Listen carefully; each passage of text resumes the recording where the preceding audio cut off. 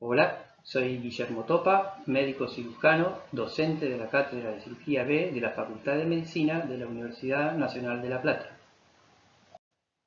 El tema que vamos a desarrollar es cáncer primario y secundario de pulmón. El cáncer de pulmón es la neoplasia que más muertes ocasiona en ambos sexos en el mundo. Aún no logramos hacer diagnóstico temprano de la enfermedad.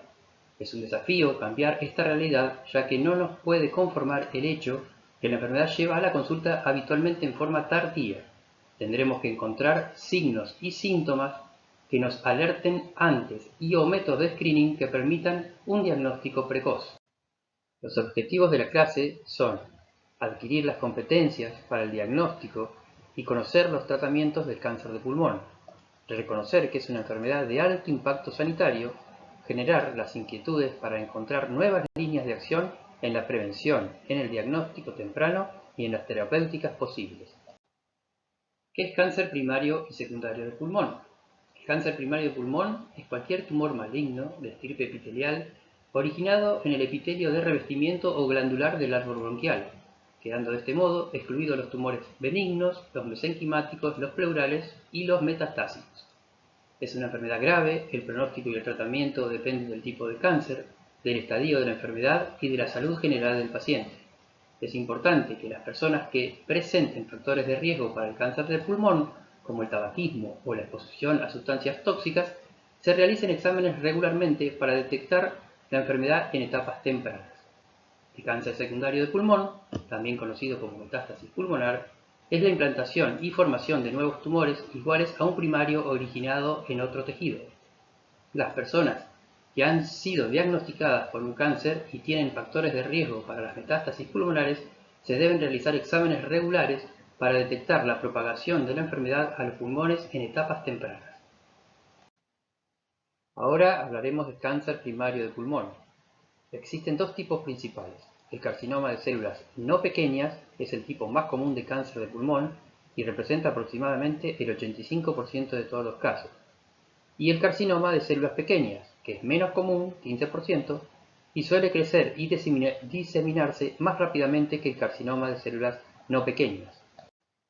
El cáncer de pulmón de células no pequeñas se subdivide en adenocarcinoma, el carcinoma de células escamosas y el carcinoma de células grandes. El subtipo más común de cáncer de células no pequeñas es el adenocarcinoma, que representa aproximadamente el 40% de todos los casos de cáncer de pulmón. Habitualmente es periférico, está asociado al consumo de tabaco, aunque también puede no estarlo. El carcinoma de células escamosas o epidermoide es otro subtipo común de carcinoma de células no pequeñas. Antes era el más frecuente. Representa aproximadamente el 25% de todos los casos de cáncer de pulmón. Se lo vincula al consumo de tabaco. Se origina habitualmente en grandes bronquios, por lo cual se lo halla a menudo en la región central. La diseminación es más lenta que en otros tumores y sigue las vías de los ganglios iliomediastínicos. El carcinoma de células grandes, que son lesiones periféricas y subpleurales, con tendencia a la necrosis y a la cavitación. En el otro grupo tenemos al cáncer de células pequeñas, que representa aproximadamente el 15% de todos los cánceres de pulmón. Está muy vinculado al hábito de fumar. Por lo general es de ubicación central y se disemina rápidamente, comprometiendo en forma temprana los ganglios iliomediastínicos. ¿Cómo se diseminan los cánceres de pulmón? La mayoría de los pacientes presentan la enfermedad diseminada al momento de la consulta, en un 80%. Las metástasis hematógenas suelen ser al hígado, a los huesos, a las suprarrenales, al riñón y al sistema nervioso central. La diseminación linfática de las neoplasias de los lóbulos inferiores es hacia el mediastino posterior y luego a los grupos subcarinales. El lóbulo superior derecho drena hacia el mediastino superior. El lóbulo superior izquierdo drena hacia los ganglios que rodean los grandes vasos, como la aorta y la subclavia. El resultado de esto es que según la estación comprometida se observará compromiso ganglionar iliar, que sería N1, mediastínico, que puede ser N2 o N3, o supraclaviculares, que sería N3. También puede haber diseminación retrógrada hacia la superficie pleural, sobre todo en los tumores periféricos. También puede haber diseminación por continuidad. El crecimiento tumoral en su avance puede comprometer estructuras como el mediastino, la pared torácica o el diafragma. Un ejemplo es el tumor del vértice pulmonar. ¿Cómo se presenta el cáncer de pulmón? Aproximadamente el 80% de los pacientes con cáncer de células no pequeñas presentan enfermedad metastásica en alguna de sus fases evolutivas, del 30 al 40% al diagnóstico, 50% por recidiva de los estadios 1 y 2 y 80% por progresión o recaída de los estadios 3. Su supervivencia es muy pobre. El cáncer de pulmón generalmente se desarrolla en mayores de 50 años. Menos del 15% de los casos ocurren en pacientes menores de 30 años. La edad promedio de las personas a las que se le diagnostica cáncer de pulmón es 60 años. Hay factores que aumentan la probabilidad de tener cualquier tipo de cáncer. Ellos son el bajo consumo de frutas y hortalizas, la inactividad física, la obesidad con alto índice de masa corporal, el consumo de tabaco, que no tiene una dosis aceptable, y la ingesta excesiva de alcohol. Entre los factores propios que aumentan la posibilidad de tener cáncer de pulmón se encuentran edad mayor a 60 años, mayor en los hombres, aunque la tasa de mortalidad entre los hombres de países occidentales está disminuyendo. La tasa de mortalidad de mujeres por cáncer de pulmón está aumentando debido al incremento en el número de nuevos fumadores en este grupo. El tabaco, el fumador tiene 30 o 40 veces más posibilidades de contraer cáncer de pulmón que el no fumador. El humo de cigarrillo contiene más de 70 sustancias cancerígenas conocidas. La relación con el tabaquismo y el cáncer de pulmón es directa y proporcional con la cantidad de cigarrillos consumidos y el tiempo de consumo. Fumar poco también aumenta el riesgo comparado con los no fumadores. Fumar aumenta los riesgos que generan otras sustancias cancerígenas. El fumador pasivo también tiene riesgo aumentado. Después están las exposiciones ocupacionales. Es conocida la relación con el asbesto, elementos que están en las pinturas, en derivados de los combustibles. La contaminación ambiental, como el gas radón, el humo de las grandes ciudades. Tener una historia familiar con cáncer de pulmón y una historia personal. Las personas que han tenido cáncer de pulmón tienen un mayor riesgo de padecer un segundo tumor. Al hablar de síntomas, tenemos que saber que el cáncer de pulmón en sus etapas tempranas no produce síntomas. Cuando los hay, la enfermedad suele estar avanzada. La tos está presente en el 50 al 70% de los pacientes. La aparición de un episodio de tos pertinaz en un fumador o exfumador debería ser un signo de alarma y hacer pensar en la probabilidad de un cáncer de pulmón. La disnea, que se ve en el 25% de los pacientes, ya sea que aparezca o se agrave de un cuadro persistente. El dolor torácico, se ve en un 20%, suele ser sordo, persistente, puede presentarse por compromiso mediastínico, pleural o de la pared torácica. La hemoptisis se ve en el 3 al 35%. También puede haber difonía, infecciones pulmonares frecuentes, y suele ser un hallazgo post-neumonía, consecuentes de su invasión directa, como el síndrome de Pancuasto-Vías o tumor del vértice pulmonar, también el síndrome de la vena cava superior, o consecuentes de sus metástasis, como las fracturas patológicas. Los síndromes paraneoplásicos. Los síndromes paraneoplásicos son causados por sustancias producidas por el tumor. Sus manifestaciones son cutáneas, como la acrokeratosis, la dermatitis exfoliante, la acantosis nigricans, el pénfico vulgaris, o renales, como las glomerulopatías, las alteraciones túbulos intersticiales, o endocrinológicas y metabólicas, como el síndrome de Cushing, la secreción inadecuada de la hormona antidiurética, la hipercalcemia, la hiperglucemia, o hematológicas como la anemia, la policitemia, estados de hipercoagulabilidad como la tromboflebitis migrans, como la púrpura trombocitopénica, reacción leucoeritroblásticas, o neurológicas como la neuropatía periférica, la mielopatía necrotizante, la encefalopatía cerebral. También hay síntomas inespecíficos como la astenia, la dinamia, la hiporexia y la pérdida de peso sin causa aparente. Para el diagnóstico debemos realizar una historia clínica detallada. En algunas ocasiones es un hallazgo detectado en un chequeo o estudiando otra patología.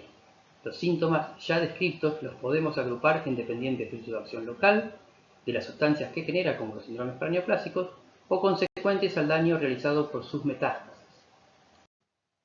Dentro de los estudios complementarios, los análisis convencionales permiten evaluar el estado general del paciente.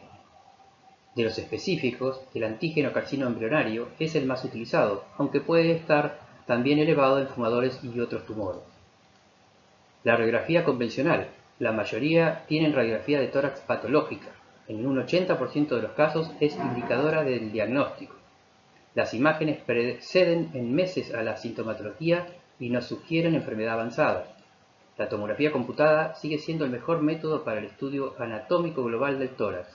Permite obtener una información detallada sobre el tamaño, la localización, las relaciones anatómicas con estructuras vecinas y puede detectar nódulos de muy pequeño tamaño. Es el estudio que se solicita si hay sospecha de cáncer de pulmón. La fibrobroncoscopía puede visualizar lesiones endobronquiales o compresiones extrínsecas y tomar muestras, ya sea por biopsia endobronquial, transbronquial o por cepillado y lavado bronquial. Presenta mayor rédito diagnóstico en lesiones centrales. El estudio anatomopatológico, ya sea de la lesión original y o de los ganglios, permitirá el diagnóstico certero. Para ello contamos con la punción aspiración con aguja fina guiada por tomografía computada, o la punción aspiración con aguja fina transesofágica guiada con ecografía, la mediastinocopía con toma de muestras y la videotoracoscopía.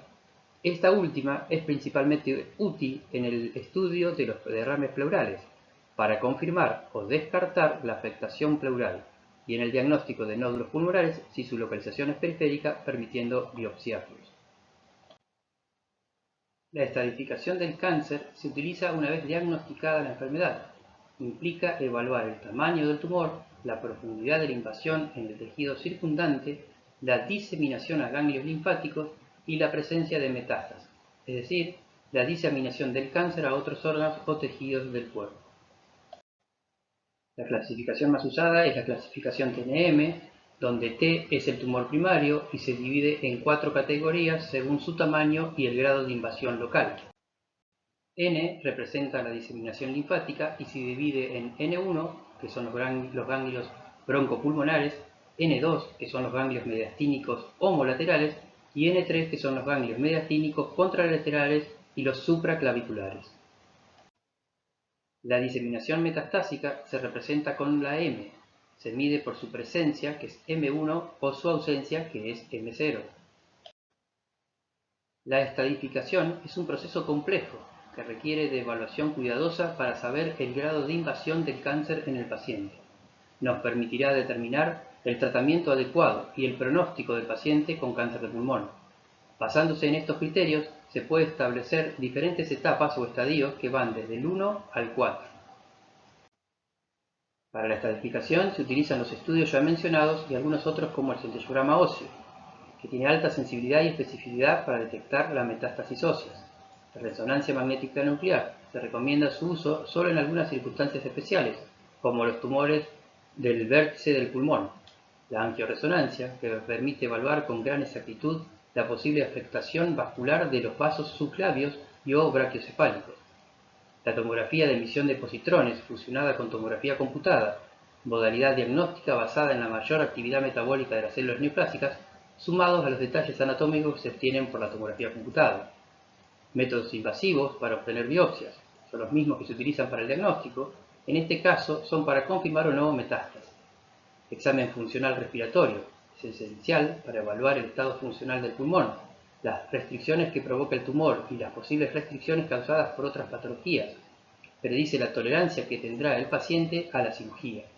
Incluye la determinación de la capacidad vital, el volumen expiratorio en el primer segundo y otros parámetros determinando si existe alteración de tipo restrictivo u obstructivo. Una vez cumplidas las etapas de diagnóstico y estadificación, llegamos a la etapa de plantear un posible tratamiento. Este dependerá del estadio. En los estadios 1 y 2, la indicación es mayoritariamente quirúrgica.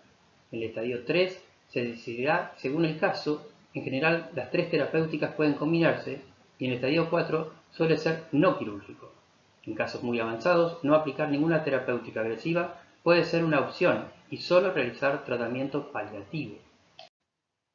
Como dijimos, en los estadios iniciales de la enfermedad 1 y 2, el tratamiento de elección es la cirugía, la cual tiene intención de ser curativa.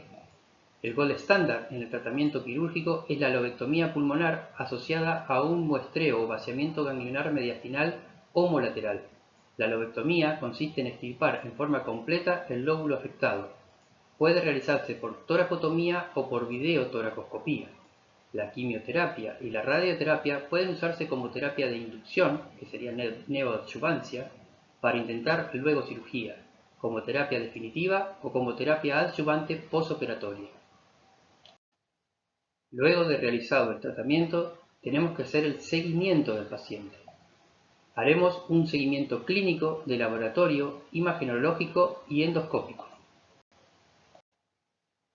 El pronóstico y la sobrevida de los pacientes con cáncer de pulmón varía dependiendo de varios factores, como el estadio del cáncer, la edad del paciente, el tipo de cáncer, la presencia de mutaciones genéticas y la salud general del paciente. En general, el pronóstico y la sobrevida son mejores cuando el cáncer se detecta en sus primeras etapas. Es importante destacar que la sobrevida es solo una estimación estadística y que cada paciente es único. Podemos concluir que el cáncer de pulmón es la causa más frecuente de muerte por cáncer en ambos sexos en el mundo. Tiene una asociación directa con el hábito tabáquico y con otros tipos de carcinógenos ambientales y laborales. Por sus características biológicas de crecimiento y localización, suelen presentar síntomas tardíos que no permiten diagnósticos tempranos. El 85% de estos tumores corresponden a carcinoma de células no pequeñas.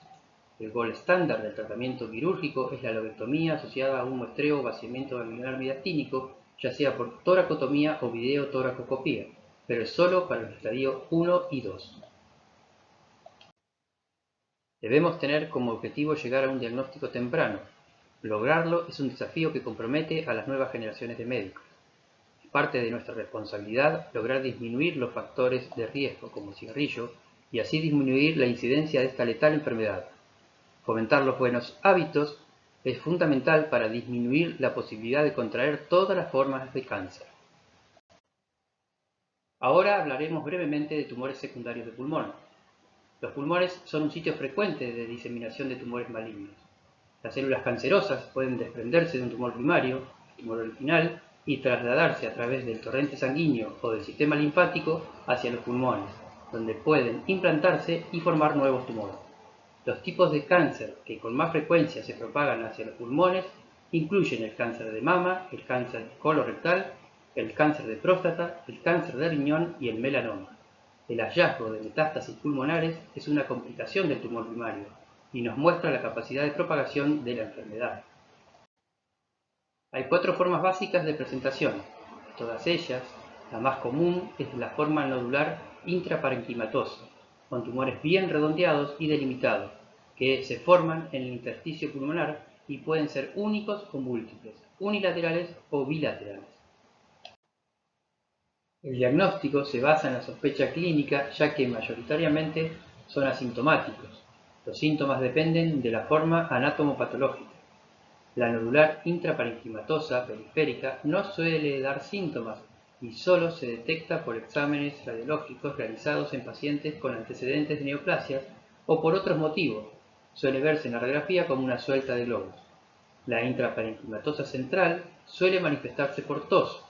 La forma obstructivo endobronquial se comporta en forma similar a un tumor primario pulmonar central, con tos, hemoptisis y hasta atelectasias con neumonías lobales. En la linfangitis carcinomatosa, el síntoma principal es la insuficiencia respiratoria progresiva. La forma embólica vascular masiva no se distingue de una trombosis venosa profunda. Los procedimientos diagnósticos dependerán si el secundarismo es el primer hallazgo. De ser así, obligará a realizar estudios tendientes a identificar el primario. Las metástasis habitualmente se hallan en la estadificación de otro tumor ya conocido. Con respecto al tratamiento, el avance logrado en los últimos 20 años en quimioterapia, cirugía y radioterapia permiten el tratamiento paliativo y en algunos casos curativo de enfermos que antes hubieran sido declarados sin terapéutica posible. La cirugía es una forma de tratamiento efectivo para algunas metástasis. El tratamiento quirúrgico de las metástasis está reservado para un tumor primario, resecado o resecable con intención curativa, ausencia de recurrencia o recidiva local del tumor primario, metástasis solamente localizadas en los pulmones. El pronóstico del paciente depende del pronóstico del tumor de base y el estadio en que se encuentra. Las metástasis son parámetros de la agresividad del tumor lunario. Concluyendo, podemos decir que los pulmones son un sitio frecuente de diseminación de tumores malignos de diferente estirpe histológica y de distinta localización. La presentación más común es la forma nodular intraparenquimatosa, con tumores bien redondeados y delimitados. Suelen ser asintomáticos. La metastasectomía es una indicación válida en determinadas ocasiones. Muchas gracias por su atención.